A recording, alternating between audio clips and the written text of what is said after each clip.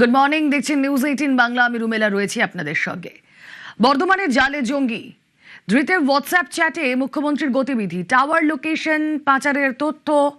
বর্ধমানের অভিজাত আবাসন থেকে ধৃত জঙ্গি হামিম মণ্ডলের ডিজিটাল এভিডেন্সে চাঞ্চল্যকর তথ্য মিলেছে বলে দাবি করছে Bengal STF. It's a very sensitive issue. এটা ইন্টারন্যাশনাল কানেকশনের বিষয় আছে, ন্যাশনাল সেফটি সিকিউরিটির বিষয় রয়েছে। এসটিএফ ডিটেলসে বলবে, ওদের এখনো অনেক কিছু জানা বোঝা বাকি রয়েছে।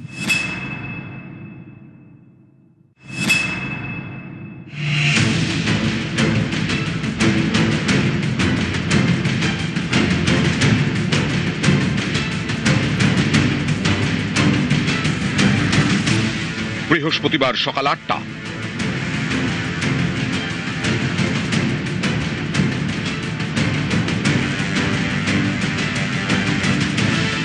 পূর্ব বর্ধমানের নবাবহাটের রেনেসা টাউনশিপের জিম থেকে বেঙ্গল এসটিএফ এর জালে জঙ্গি।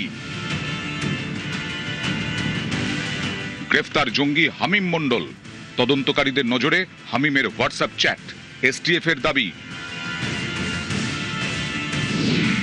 মুখ্যমন্ত্রী শুভেন্দু অধিকারীর গতিবিধির ওপর নজর ছিল হামিমের। সেই তথ্য হোয়াটসঅ্যাপের মাধ্যমে সে পাচার করছিল জঙ্গি গোষ্ঠীর কাছে। উমেশ রাই অলসো এই স্ক্যানারের মধ্যে ছিল, বাকিটা আমি বলছি না।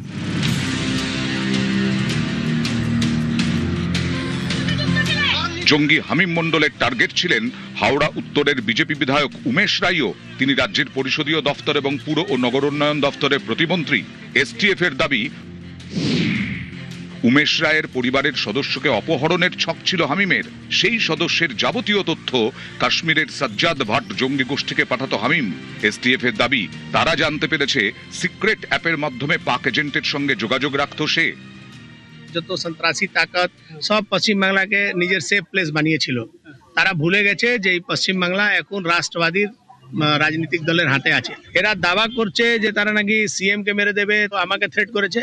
আমরা এটা সার্বজনিক ভাবে বলিনি, এর বিরুদ্ধে আমাদের পুলিশ প্রশাসন লেগেছিল। এর সঙ্গে যত লোক যুক্ত আছে, যত লোক এদেরকে সাপোর্ট করতো, সব লোক চিহ্নিত হবে, তাদের বিরুদ্ধে কারবাই হবে। এসটিএফ সূত্রে খবর, হাওড়া, কলকাতা, পূর্ব বর্ধমানে যাতায়াত ছিল হামিমের। জৈশ-ই মোহাম্মদ জঙ্গি গোষ্ঠীর সঙ্গে হামিমের যোগ পাওয়া গেছে। জঙ্গি সাজ্জাদ ভাট গোষ্ঠীর হয়ে কাজ করত এই হামিম মণ্ডল। প্রাথমিকভাবে তদন্তে তেমনটাই জানতে পেরেছে বেঙ্গল এসটিএফ। একের পর এক চাঞ্চল্যকর তথ্য এই হামিম মণ্ডলের থেকে পেয়েছে বেঙ্গল এসটিএফ। সাজ্জাদ ভাট গোষ্ঠী পাক জঙ্গি সংগঠন জৈশ-ই মোহাম্মদের স্লিপার সেল।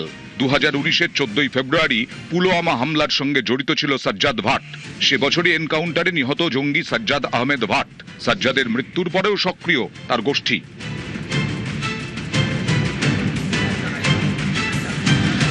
পূর্ব বর্ধমানের মন্তেশ্বরে হামিম মণ্ডলের গ্রামের বাড়ি। আমি আমার লাতি হয়, কলকাতায় থাকি, পড়াশোনা করছিল কলকাতাতেই। বাবার সঙ্গে ওই ব্যবসা আছে, ওই ব্যবসায় যুক্ত থেকে ব্যবসা করে ওইখানেই, আর কলকাতাতেই জন্ম। মাস তিনেক আগে হাওড়ার পিলখানায় ভাড়া বাড়িতে থাকতো হামিম মণ্ডল। পিলখানারই একটি গেঞ্জি কারখানায় এসে কাজ করত।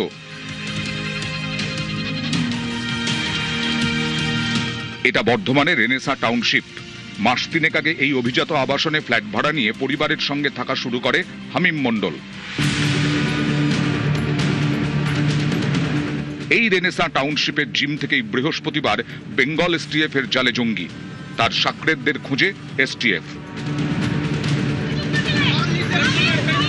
সোমরাজ বন্দ্যোপাধ্যায়, শরদিন্দু ঘোষ এবং নবকুমার রায়, নিউজ 18 বাংলা।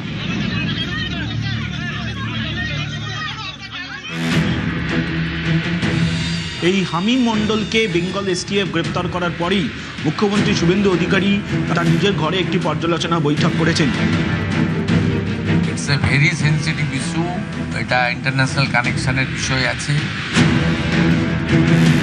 এই ভয়ঙ্কর, তার মানে এই যে দীর্ঘ বহু বছর ধরে এই পশ্চিম বাংলাটা জঙ্গিদের একটা আস্তানা হয়ে উঠছে।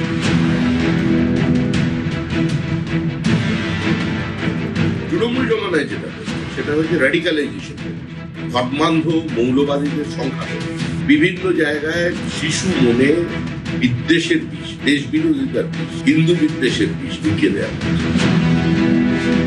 এই পশ্চিম বাংলা জেহাদিদের সব থেকে সেফ প্লেস ছিল।